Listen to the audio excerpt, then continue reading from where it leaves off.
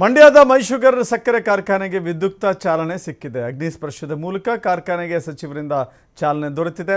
ಕಾರ್ಖಾನೆ ಆವರಣದಲ್ಲಿ ಹೋಮ ವಿಶೇಷ ಪೂಜೆಯನ್ನು ಸಲ್ಲಿಕೆ ಮಾಡಿದ್ದಾರೆ. ಅಲ್ಲಿನ ಉಸ್ತುವಾರಿ ಸಚಿವ ಎನ್ ಚಲುವರಾಯಸ್ವಾಮಿ ಬಾಯ್ಲರ್ಗೆ ಅಗ್ನಿಸ್ಪರ್ಶ ಮಾಡುವ ಮೂಲಕ ಚಾಲನೆಯನ್ನು ಕೊಡಲಾಗಿದೆ. ಶಾಸಕ ರವಿ ಗಣಿಗ, ಎಂಎಲ್ಸಿ ದಿನೇಶ್ ಗೂಳಿಗೌಡ ಸಾಥ್ ನೀಡಿದ್ದಾರೆ.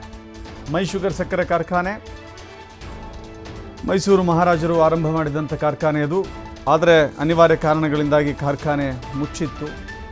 ಇದೀಗ ಮತ್ತೆ ಪುನರಾರಂಭ ಆಗಿದೆ. ಅಲ್ಲಿನ ಅನೇಕ ರೈತರಿಗೆ ಬಹಳ ಖುಷಿ ಸುದ್ದಿ ಇದು. ಮಂಡ್ಯ ಜನತೆಗೂ ಕೂಡ ಒಂದು ಅಟ್ಯಾಚ್ಮೆಂಟ್ ಇದು. ಸೊ ಹೀಗಾಗಿ ಸರ್ಕಾರ ಅದಕ್ಕೆ ಚಾಲನೆ ಕೊಟ್ಟಿದೆ. ಸಚಿವರು ಪೂಜೆ ಸಲ್ಲಿಸೋದ್ರ ಮೂಲಕ ಚಾಲನೆ ನೀಡಿದ್ದಾರೆ. ಇಂದಿನಿಂದ ಆರಂಭ ಆಗ್ತಾ ಇದೆ.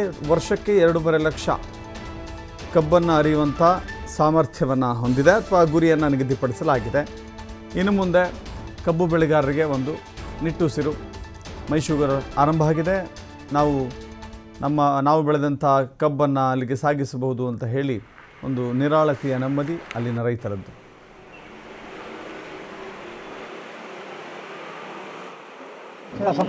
ಕಳೆದ ವರ್ಷ ನಾವು ಭಾಳ ವರ್ಷ ನಿಂತಿದ್ದಂಥ ಶುಗರ್ ಫ್ಯಾಕ್ಟ್ರಿನ ಹಿಂದಿನ ಸರ್ಕಾರ ಮಾಡಲಿಕ್ಕೆ ಹೋಗಿ ಅದು ಸೂಕ್ತವಾದಂಥ ರೀತಿಯಲ್ಲಿ ಆಗದೇ ಇದ್ದಾಗ ಕಳೆದ ವರ್ಷ ಸ್ಪಷ್ಟವಾಗಿ ನಾವು 50 ಕೋಟಿಯನ್ನು ಕೊಟ್ಟು ಪ್ರಾರಂಭ ಏನು ಮಾಡಿದ್ದೋ, ನಮ್ಮ ಸ್ಥಳೀಯ ಶಾಸಕರು ರವಿ, ಬಾಬಣ್ಣ, ದರ್ಶನು ಎಲ್ಲರೂ ಒತ್ತಾಯದ ಮೇರೆಗೆ, ಇಲ್ಲಿ ರೈತರ ಒತ್ತಾಯದ ಮೇರೆಗೆ ಈ ವರ್ಷ ಆಟೋಮೆಟಿಕ್ಕಾಗಿ ಯಾವುದೇ ಆ ಥರದ ಸನ್ನಿವೇಶ ಇಲ್ಲ. ಬಾಯ್ಲರ್ಗೆ ಇವತ್ತು ಬೆಂಕಿ ಹಾಕುವಂಥ ಕೆಲಸವನ್ನು ಮಾಡಿದ್ದೀವಿ.